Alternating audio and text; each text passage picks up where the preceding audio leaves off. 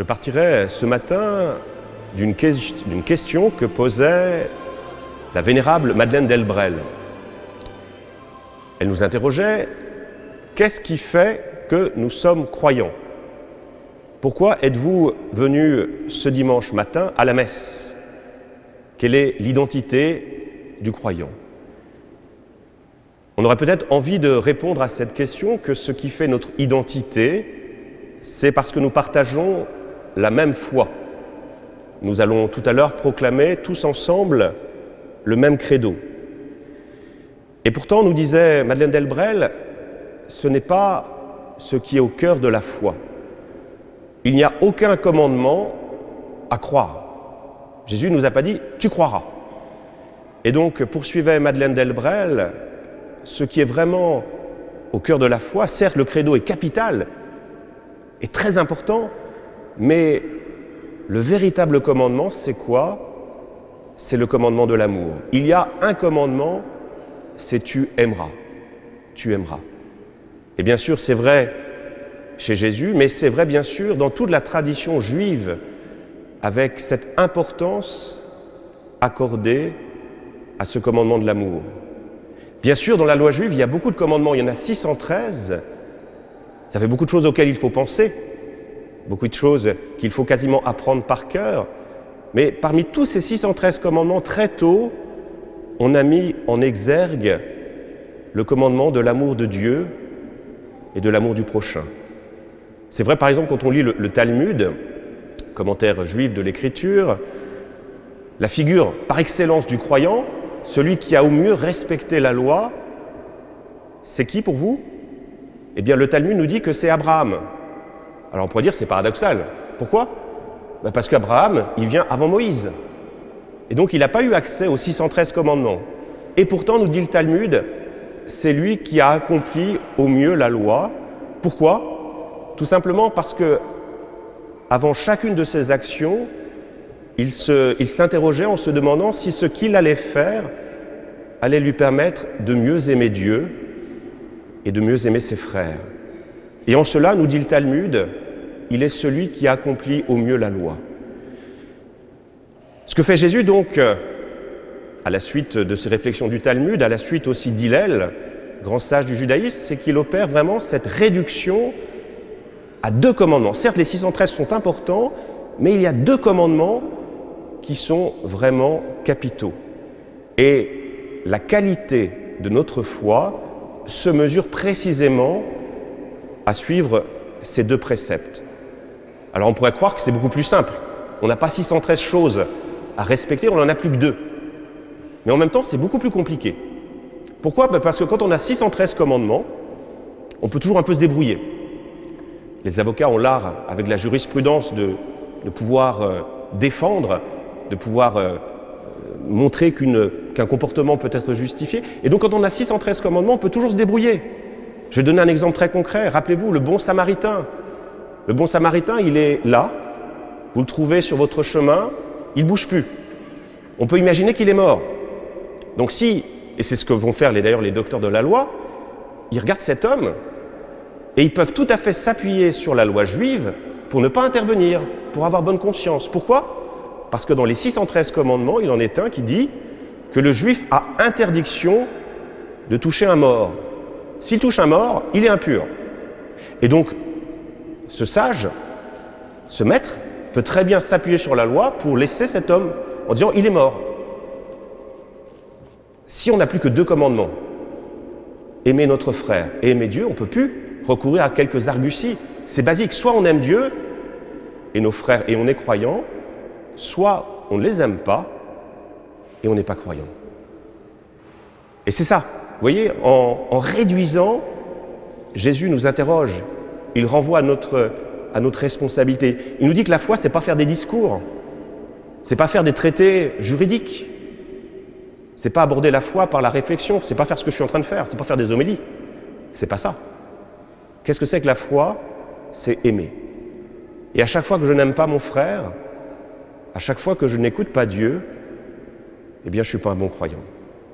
Et en disant ça, j'ai bien sûr à l'esprit, toujours dans la dynamique du rapport Sauvé, de la remise de ce rapport, Eh bien, ces manquements cruels qu'ont fait des ecclésiastiques, des évêques, qui n'ont pas su écouter le cri de Dieu poussé au travers de ces victimes, qui n'ont pas su aimer leur prochain. Eh bien, en faisant cela, ils ont trahi Dieu. Ils n'ont pas aimé Dieu. Ce que nous révèle aujourd'hui Jésus, c'est qu'il y a quelque chose de très profond dans l'amour, c'est qu'il n'y a qu'un seul amour. Kierkegaard disait qu'il faut s'imaginer deux portes qui s'ouvrent ou qui se ferment simultanément. Si l'on n'aime pas Dieu, eh bien on n'aime pas nos frères. Si on n'aime pas nos frères, on n'aime pas Dieu. Et c'est la même chose, si on ne s'aime pas soi-même, eh bien on n'aime pas Dieu. Une femme vient un jour se confesser à son prêtre et lui dit « Mon père, vous savez, je voudrais me confesser parce que je ne suis pas allé à la messe dimanche dernier parce que j'étais malade. Mais rassurez-vous, je l'ai suivi à la télévision, j'ai dit le chapelet, j'ai même dit l'office, les laudes, les vêpres, les complis. » Et le prêtre dit « C'est très bien, d'accord.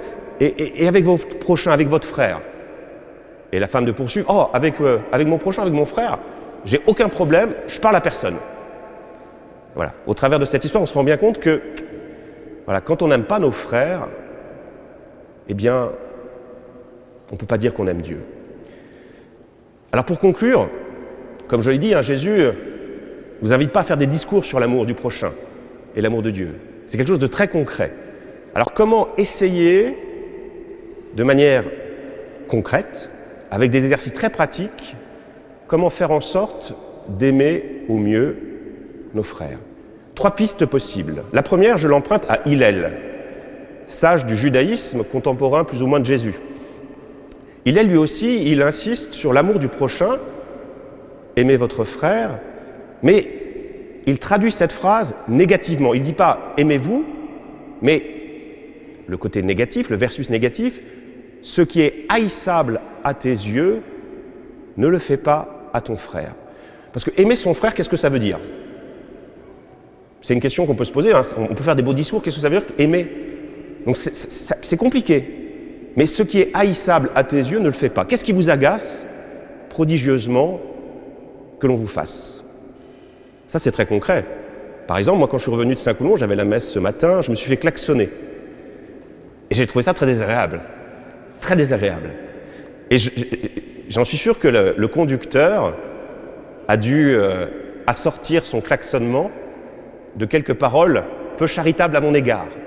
Ça, j'en suis sûr. Je trouve ça très désagréable. Surtout si je les avais entendus. Et donc ça, concrètement, si je suis le commandement de Jésus, je suis invité à ne pas le faire. J'ai encore du mal. Je ne klaxonne pas, mais parfois j'ai des propos dans mon esprit qui ne sont pas toujours très charitables. Vous voyez, ça c'est très concret. Qu'est-ce qui vous agace?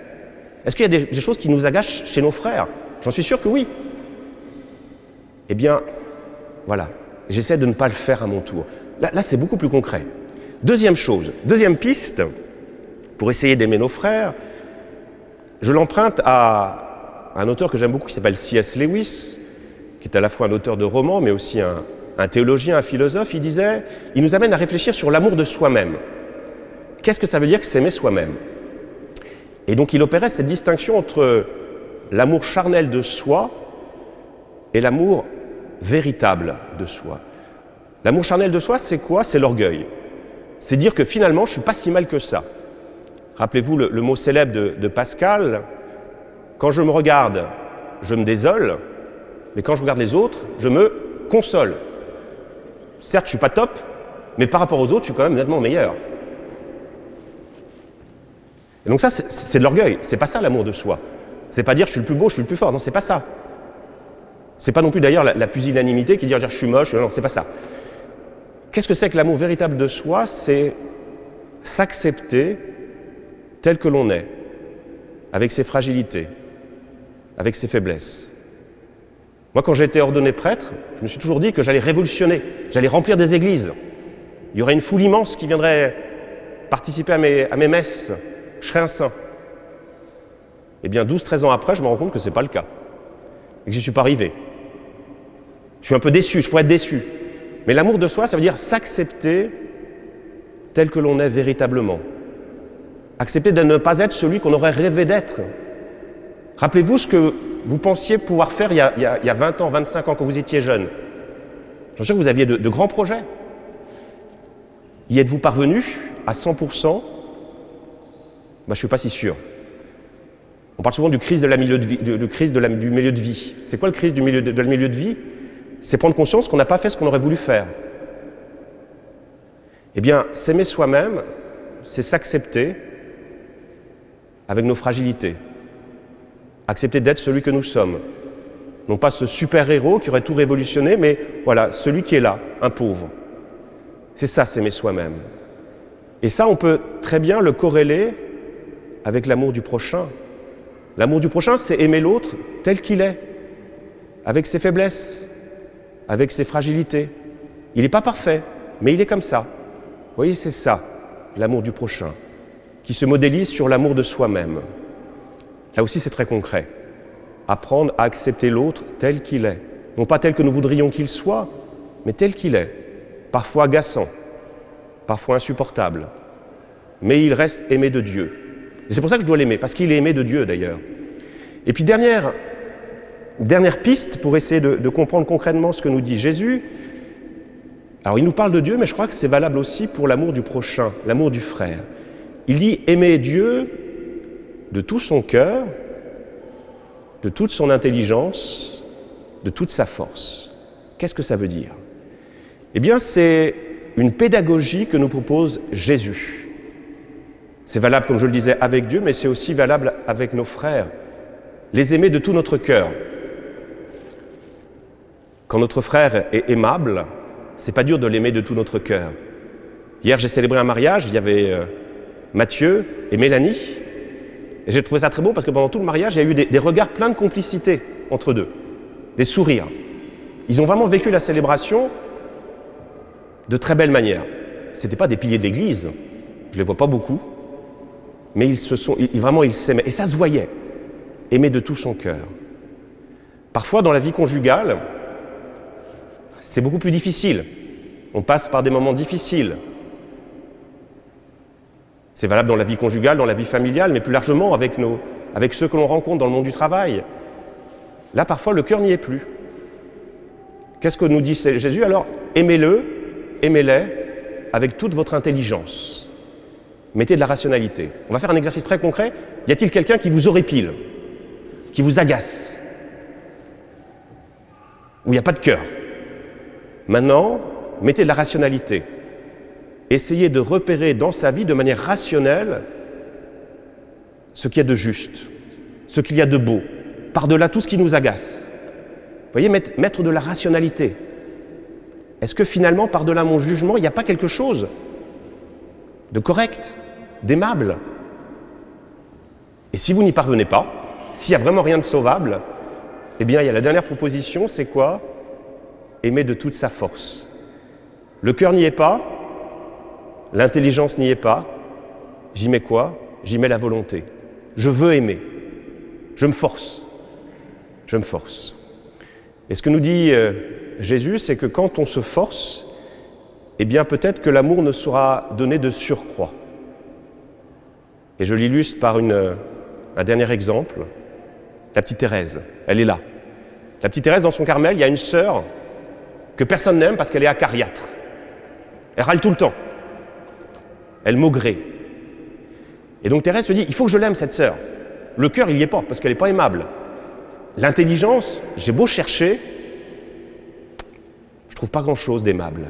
Et donc elle dit, je vais y aller avec la volonté. Donc tous les jours, dès qu'elle voit cette sœur, qu'est-ce qu'elle fait? Elle lui fait un beau sourire. À chaque fois, elle se fait rembarrer. Mais elle insiste, encore et encore. Tous les jours, elle met des petites fleurs sur la table du réfectoire, là où cette sœur est assise jour après jour. Et puis, qu'est-ce qui se passe au bout d'un moment? Elle se force, puis au bout d'un certain temps, ça devient une habitude. Dès qu'elle voit Thérèse, elle lui sourit. Elle n'a plus besoin de se forcer. Et qu'est-ce qui s'est passé au bout d'un certain nombre d'années? Eh bien, cette sœur acariâtre, se sentant aimable, se sentant aimée, elle a changé de caractère. Elle a été transformée. Vous voyez comment cet amour fondé sur la volonté a pu transformer cette sœur qui, au travers de la petite Thérèse, s'est découvert aimable. Souvent, Jésus il conjugue le verbe « aimer » à deux modes. Le mode de l'impératif, « aimez-vous les uns les autres », le commandement de l'amour, mais il le conjugue aussi souvent à l'indicatif du futur, « tu aimeras ». Dans la première lecture, tous les verbes sont conjugués au futur. Alors en hébreu, c'est de l'inaccompli, mais ça revient approximativement au futur. C'est quelque chose qui est en train de s'accomplir. Tu aimeras. Eh bien, ce que nous dit Jésus aussi, c'est que pour aimer au futur, au présent, il faut parfois aimer à l'impératif. Amen.